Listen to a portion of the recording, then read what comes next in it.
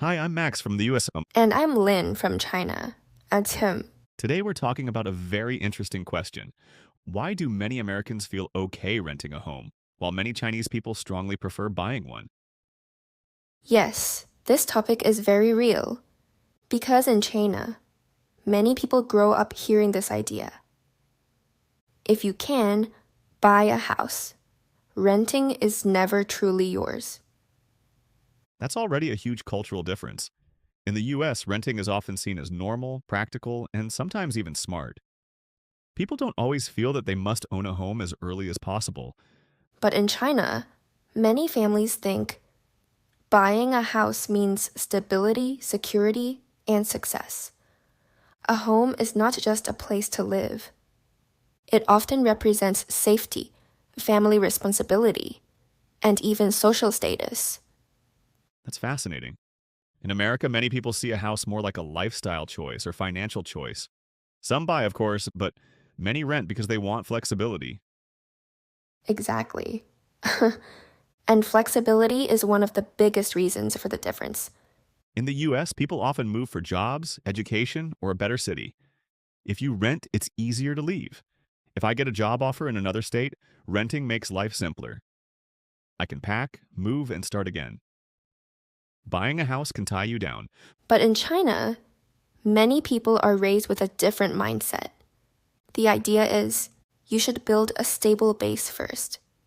And that base is often a home. So, for many Chinese families, a house is emotional, not just financial. Very emotional.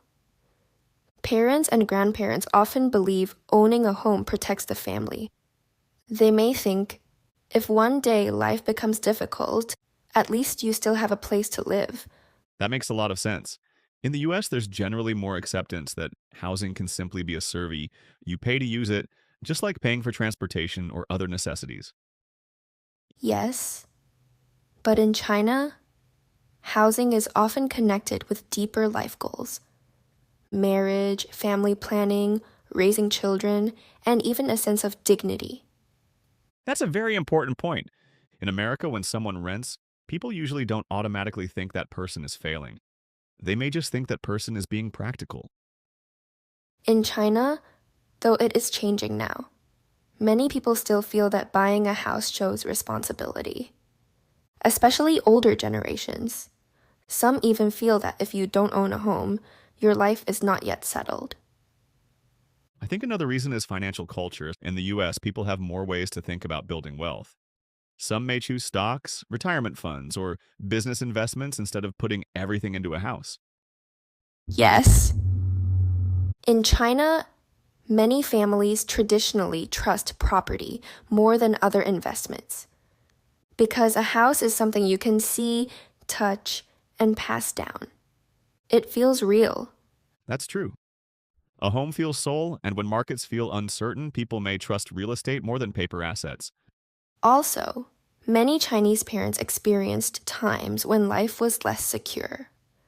So they naturally taught their children to save, own property, and prepare for the future.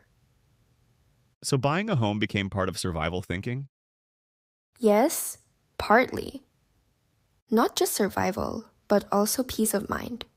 For many families, buying a house means we don't have to worry about rent forever. We won't be forced to move suddenly.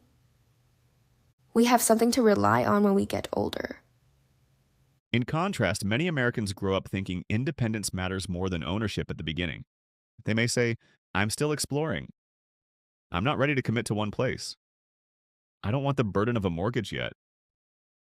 And this is where the value systems are different. Chinese families often value long-term stability first. Americans often value freedom and mobility first. But I want to be fair here. Not all Americans love renting, and not all Chinese people want to buy. A lot is changing, especially among younger people. I agree.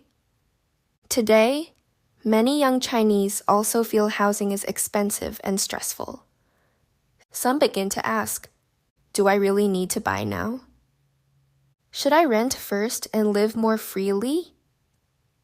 And in America, too, many people still dream of owning a home. It's still a major goal for a lot of families. So the difference is not absolute. Yes, it's more about what society teaches people to value most. In one culture, home ownership means security. In another, renting can mean flexibility and a lower burden.